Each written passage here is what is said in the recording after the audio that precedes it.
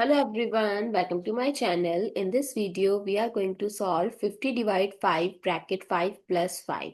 So what people do, they solve 5 plus 5 as 10 and then 5 multiplied 10 as 50 and 50 divided by 50 as 1, which is the incorrect approach. When you have given multiple operation like division, then bracket, and when in bracket there is an addition, then you have to follow BODMAS rule. As per this rule, first you have to solve the bracket if given.